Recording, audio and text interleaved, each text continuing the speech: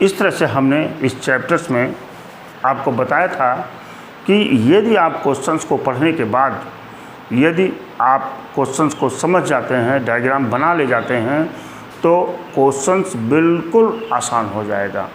आप एक कहने लगेंगे कि ट्रिग्नोमेट्री हमारा सबसे स्ट्रॉन्गेस्ट चैप्टर है, बहुत ही इजी होता है ऐसा क्वेश्चंस, लेकिन इसमें सिर्फ डायग्राम बनाने में आपको सावधानी बरतनी है।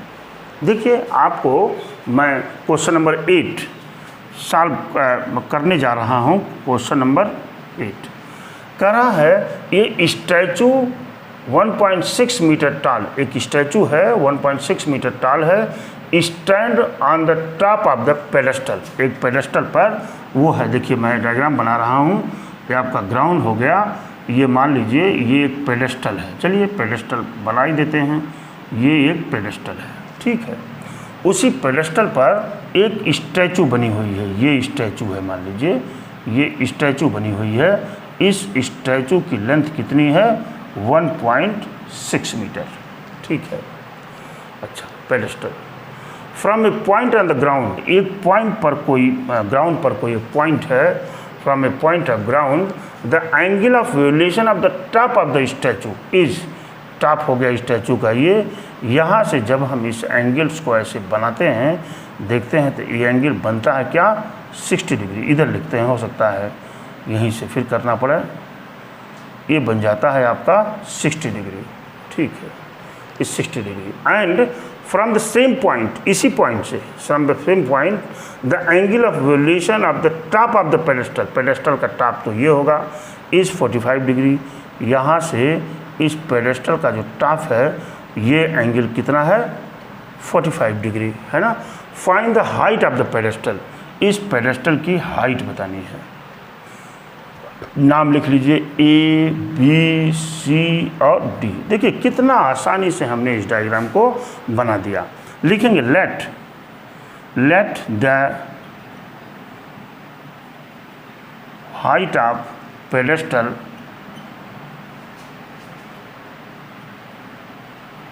Is h and DC is equal to x। इसको भी x ले लीजिए, सोल्यूशन में प्रॉब्लम नहीं होगी। बड़ी अच्छी बात हो गई। ट्रायंगल, अब ट्रायंगल लीजिए। In triangle BDC, in triangle BDC में tan 45 degree equal to perpendicular upon base, यानी BC अपॉन DC। tan 45 डिग्री की वैल्यू 1 होती है, और BC की वैल्यू h और DC की वैल्यू x। यहाँ से x equal to h। Equation 1 ले लेते हैं। चलिए, अभी तो यही मैंने कंसिडर किया हुआ है, बड़ी अच्छी बात। अब आप पूरे एंगल को ले लीजिए ADC, इन ट्रायंगल ADC में पूरा एंगल कितना है? 60 डिग्री। तो लिखेंगे tan 60 degree equal to perpendicular कितना हो जाएगा? पूरा AC अपॉन DC, इसकी वैल्यू कितनी होती है? √3 इक्वल टू AC की वैल्यू हो जाएगी h क्या? h प्लस 1.6 अपॉन DC की वैल्यू क्या है? x।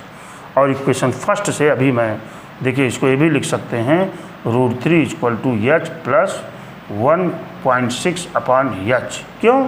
फ्रॉम फर्स्ट से x इक्वल टू h है, क्योंकि x हमसे पूछा नहीं है, हमसे यही तो पूछ रहे हैं, तो इसलिए मैं उसी फॉर्म में ही निकालूंगा इसको। तो यहाँ से मिल जाएगा √3h equal to h plus 1.6।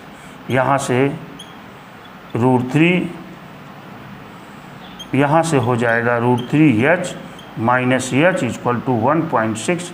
h ले लीजिए कॉमन, तो बचेगा √3 माइनस 1 इक्वल टू 1.6।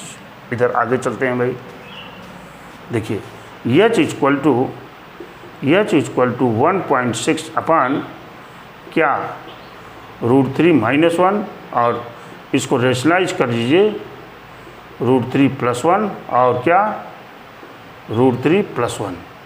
आप जानते हैं ये मिल जाएगा 1.6 ब्रैकेट में √3 प्लस 1 अपान क्या मिलेगा 2, है ना, ये मिलेगा। यहाँ से 2 काट देंगे, आ जाएगा क्या 0.8, यानी h equal to 0.8 under bracket √3 + 1, √3 + 1। This may be written as h बराबर 8/10 लिखा जा सकता है, और ये हो जाएगा √3 + 1, और अथवा h इक्वल टू 4/5 क्या √3 + 1। ये आपके आंसर हो चुके हैं। अब आप यहाँ लिख दीजिए, hence we can say that, hence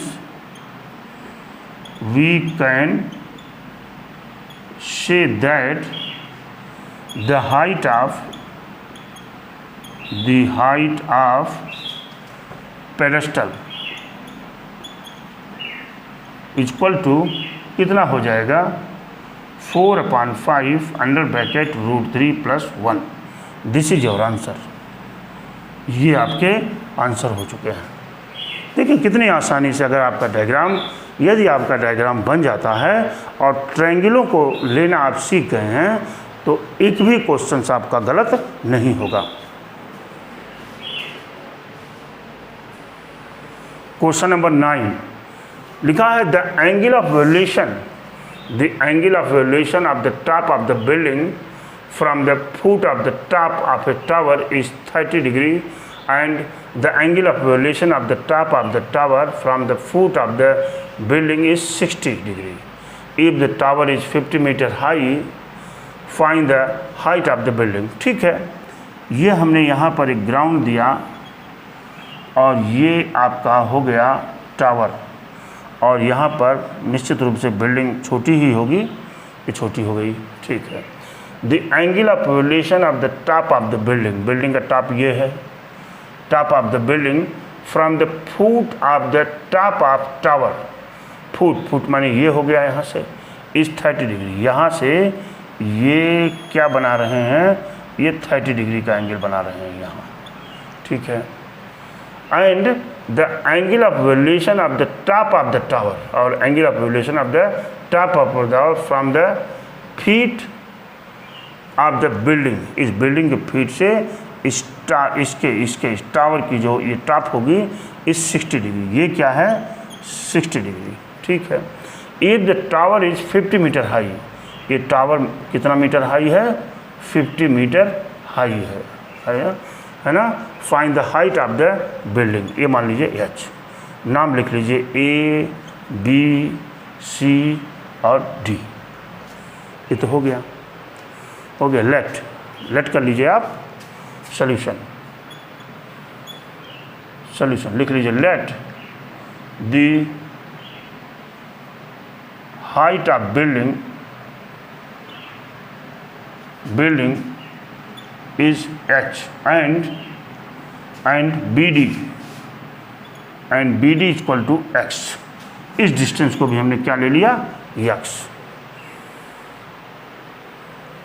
x ले लिया। अच्छा,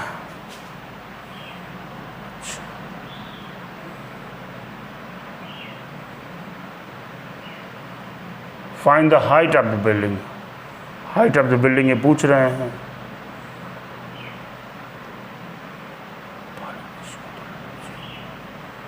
पहले इसको लीजिए CBD, इन ट्रायंगल CBD लिया तो tan 60 equal to perpendicular upon base DC upon BD, ये हो जाएगा √3 इक्वल टू DC कितना है 50 अपॉन BD कितना है x, यानी x इक्वल टू मिल जाएगा 50 अपॉन √3। ऐसे रहने दीजिए इसको। ठीक है, अब इस ट्रायंगल को लिया, इन ट्रायंगल कौन सा ABD नहीं ADB लिया तो ये मिल जाएगा tan क्या tan 30 degree equal to perpendicular upon base AB upon BD, AB upon क्या हो गया BD, BD AB अपान BD, तो ये tan 30 की वैल्यू होती है 1/√3 इक्वल टू AB की वैल्यू है H और इसकी BD की वैल्यू है X।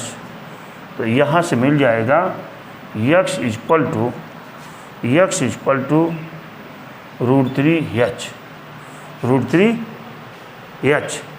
और H इक्वल टू मिल जाएगा X अपान √3, और √3 जब मिल गया तो यहाँ से H बराबर X की जगह पर ये वैल्यू पुट कर दीजिए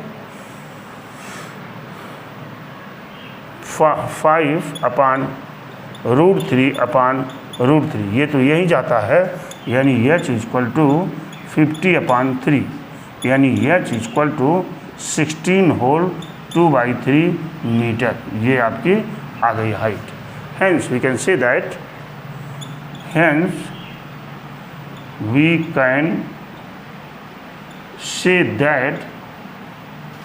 the height of the building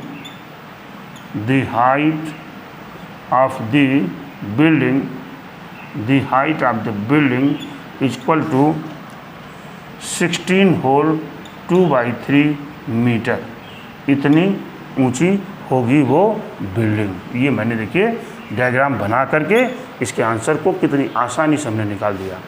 बता तो रहा हूँ आपको, यदि आपका डायग्राम बन जाएगा तो आप you can solve every question, आप सारे क्वेश्चन को सॉल्व कर ले जाएंगे, बस डायग्राम बनने की बात है।